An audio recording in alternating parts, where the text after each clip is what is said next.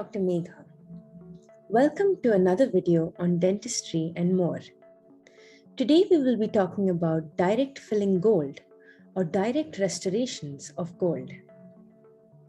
The questions that will be asked in this topic are long essays which include write in detail about direct filling gold, its availability, classification, and clinical techniques.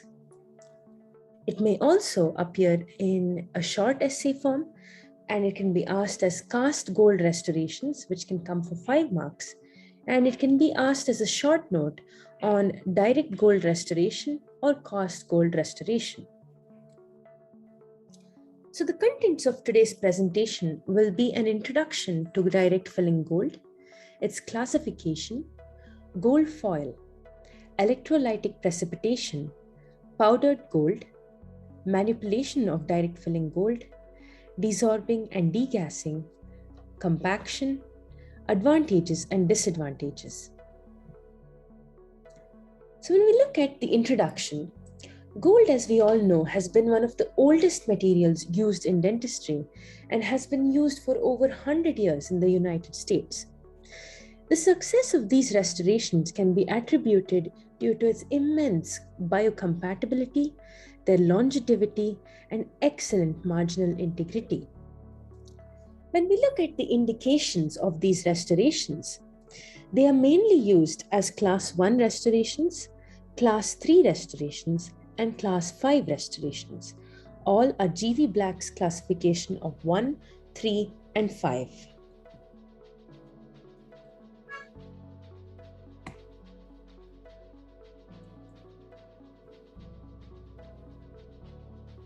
They may also be used in small pits and fissures. So when we look at the classification or availability of direct filling gold, they may be available in 2 forms mainly, the foil form or the matte gold or powder.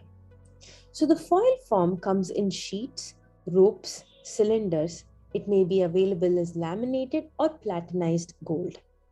And the sheet form is further classified into cohesive and non-cohesive. The electrolytic precipitate or the matte gold can be available as matte foil, or alloyed, and gold may also be available as powdered gold. Gold foil is the oldest of the lot. It is manufactured by a cast-in gold of 15 millimeters thickness, and it is beaten into submicroscopic thickness of 15 to 25 microns. And that is why it is supplied as flat square sheets of varying thickness. Number 4 has 4 grains, that is 0.51 microns in thickness, and number 3, referred to as 3 grains, is 0.38 microns in thickness. They may also be available in preformed foils, which are ropes and cylinders which are available in preformed shapes. They are usually made from number 4 foil that has been carbonized or corrugated. They can also be available as platinized foil. This pure platinum foil sandwiched between 2 sheets of pure gold is known as platinized foil, and it is usually bonded by a cladding process. Now, the advantage of this is that it increases the hardness of the material, and it is available in number 4 sheet form. So when we look at cohesive and non-cohesive gold, I would like to talk about what cohesive and adhesive means. Cohesive refers to the chemical bond that occurs between 2 similar molecules, whereas adhesive is the bond that occurs between 2 dissimilar molecules. Now, a very common example that you would have seen in your daily clinics and daily labs is actually mercury. So when you put a drop of mercury or when you spill a bit of mercury, you might have noticed that it goes into this ball-like form. Why does that happen? That mainly happens because the cohesive forces of mercury are much more stronger than the adhesive forces. That means that mercury to mercury The bond is so strong, whereas mercury to any surface that you talk about, let us say it's on paper or on your Macintosh sheet, that adhesive force is very weak. So because the cohesive forces are greater than the adhesive forces, the amalgam tends to stick together, or the mercury tends to stick together much more than spreading apart. So that is what cohesive means. And that is the property that is used in gold foils. Okay. So gold by nature is cohesive in nature, but when it is mixed with certain impurities like wax and other oxides, it tends to become non-cohesive. Okay. So the important thing is that when we are restoring with DFG or direct filling gold, we need to convert any sort of non-cohesive form into a cohesive form. Right. The next thing I'd like to talk about is electrolytic precipitate. So crystalline gold powder is formed by electrolytic precipitation, and this is a powder form, and it is formed into shapes by sintering. Sintering is nothing but fusion through heat. Electrolytic precipitate form of gold is available as matte form, matte foil form, and alloyed form. What is matte form? Matte form or matte gold is a crystalline form. It is formed in strips, and it is easy to build up the internal bulk, and that is what it is used for. But this matte gold is not used on the external surface, as it tends to form pits on the external surface. Matte foil. Matte foil is a sandwich of electrolytic precipitated gold powder between sheets of gold foil, specifically number 3. This is done to eliminate the need to veneer the restoration with a layered foil. So usually when we use matte gold, we have to veneer the surface. That means we have to coat the surface externally with a layer of gold foil because the surface would be very pitted. Okay, so this eliminates that step. The other thing is alloyed electrolytic precipitate. Now this is the newest form and is called as electroalloy RV. Alloy of gold and calcium, 0.1 to 0.5% by weight is the composition of this precipitate. Now what does the calcium do? The calcium actually produces a stronger restoration by dispersion of strength. Okay. Now, gold, although it is strong, it is actually more very malleable and very ductile. So sometimes it is important to add these impurities in order to increase the strength of it. Now, the alloy is sandwiched between 2 layers of gold. And again, this gold is the gold foil, and the usually used gold foil is number 3. So let us look at powdered gold. Gold powder is enclosed in a number 3 gold foil. This is manufactured by chemical precipitation or atomization of metal. The pellets are mixed with soft wax and are burned off later and then wrapped into gold foil.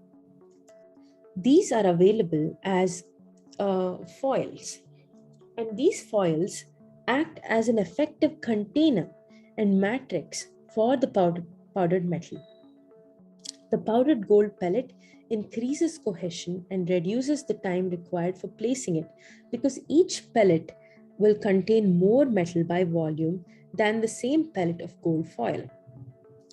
The powdered gold pellets have cylindrical or irregular shape and are of a diameter of 1 to 2 millimeters.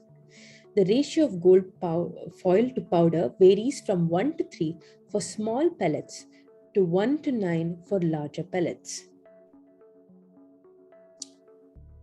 When we look at the manipulation of direct filling gold, there are 2 main processes that are involved. One is degassing and the other is compaction. So desorbing or degassing is mainly a procedure that we do before compacting the gold into the cavity. During storage and packing of cohesive gold, they tend to absorb gases from the atmosphere. And when they absorb these gases, there are a lot of impure oxides that are formed on the surface. So because the outer surface is not pure gold, that surface will not have a tendency to stick to another surface, thereby decreasing the cohesive nature of that gold. And it prevents it from fusing. Now, this removal of these gases is very simple and is done through the application of heat. Now, that process is known as degassing. This can be done in two ways. We can do it piece by piece, or we can do it all together, that is in a bulk. So the first method is by doing it all together in a bulk on a tray by a gas flame or electricity, or two, it can be done piece by piece in a well-adjusted alcohol flame. The next thing is to totally dry the cavity needed to allow complete cohesion. So there should be no moisture in the cavity so that the gold can adapt very well onto the cavity wall. Now, we must be very careful when it comes to degassing. What happens when you underheat and what happens when you overheat? When you underheat, there is incomplete cohesion. There is pitting and flaking on the surface. When you overheat, there is oversintering and a possibility of contamination from the tray, instruments, and flame. This results in incomplete cohesion, and it can make the gold very brittle, and this term is known as embrittlement. By making it very brittle, it decreases the compactability of gold, thereby resulting in failure of the restoration. Compaction is the next step after degassing or desorbing. This can be done in three ways: a hand mallet, a pneumatic vibratory condenser, or electrically driven condensers. When we look at the properties of compacted gold, the things that have attributed to its success are firstly its strength. Its strength is very high in the most dense area, and the weakest part is in the porous area. In direct filling gold failure, it usually occurs because of incomplete cohesion. Thus, the transverse strength is a measure of cohesion. So this tells us that direct filling gold can be successful only if the dentist follows the right technique of compaction and degassing. The next property of direct filling gold is its hardness. Hardness indicates overall quality, and it can be varied by the presence of porosity. Porosity usually occurs due to underheating or under degassing of the material. Pure gold's density is 19.3 grams per centimeter cube. DFG density is less than pure gold because it is not possible to completely eliminate the voids during compaction, but it should be comparable. Effects of voids. The amount of voids estimated by apparent density of compacted gold is known as the effectiveness of voids. Voids on the surface increase susceptibility to corrosion and deposition of plaque. Voids at the restoration tooth surface cause gross leakage and secondary caries development, and thus can lead to failure of the restoration. Gold is relatively resistant to tarnish and corrosion. And the most important property is biocompatibility. The most important fact about DFG or direct filling gold is that the pulpal response to well-compacted gold is very, very minimal.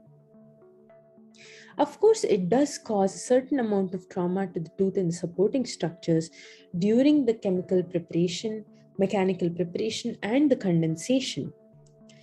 And the mechanical condenser, when we look at pneumatic condensers or electric condensers, of course, do cause some amount of mechanical trauma, but the pulpal response noted is relatively less. So here are a few cavity designs for class 1, class 3 and class 5. As you can see, the cavity design is very minimal, but the line angles and point angles are very sharp. And this is extremely important for direct filling gold. This is a class 3 restoration, and this is the cavity preparation for a class 3 restoration. As you can see, there is an additional retentive groove that is placed in the incisal aspect of the preparation. This is a class 5 cavity preparation, and the right side image depicts a restored class 5 cavity. And you can see how beautiful the finish of the direct filling gold is. So when we look at the general principles for direct filling gold restorations, we will be talking about the steps. So the first step is the build-up of the restoration or the bulk of the restoration. Die formation is an important term. This involves connecting two opposing point angles or the starting points filled with gold with a transverse bar of gold. This die forms the foundation for any restoration in direct filling gold. The next step is banking of the walls. This consists of covering each wall from its floor or axial wall to the cavo surface margin with the direct gold material. Banking should be done simultaneously on the surrounding walls of the preparation. And it should be noted that banking occurs on opposing walls alternatively. Shoulder preparation. This consists of connecting two opposing walls with the direct gold material to completely fill up the restoration. The next step is surface hardening of the restoration. For this, the rectangular condenser is used with the highest possible condensation pressure in all directions on the surface of the restoration to strain harden the surface gold. The next step is burnishing, and this is done with a suitable burnisher moving from the gold to the tooth surface. This enhances the surface hardening and also produces good marginal adaptation of the gold. The next step is margination. This step uses sharp gold knives to remove excessive gold from the surface of the gold. The excessive gold usually comes onto the surface during the previous step, that is burnishing. So to remove that excessive gold, we do margination. After that is burnishing again. We need to burnish the surface of the gold after margination so as to eliminate marginal discrepancies and strain harden the surface. The next step is contouring. This step uses knives, files, or finishing burrs to create the proper occlusal anatomy. And after this, we do finishing and polishing. Now, direct filling gold restorations require very little finishing if the previous steps are properly done. And it can be done using tin oxide powder on soft bristle brushes or rubber cups. After finishing and polishing is done, we do a final round of burnishing. And this is done after polishing to make the surface of the restoration smooth and completely free from voids. So this was a brief elaboration of direct filling gold, its materials, classifications, and techniques.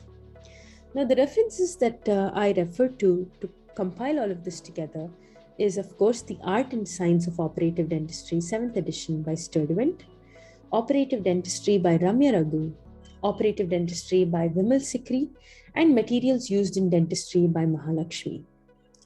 Now, I would recommend that you answer all these questions in the same format, and you can definitely read these textbooks. And as a UG student, especially a final year UG student, I found Ramya Raghu extremely to the point, very well descriptive, and it had all the points that I required as a final year student. So I hope this presentation has been very helpful, and we look forward to seeing you again in the next.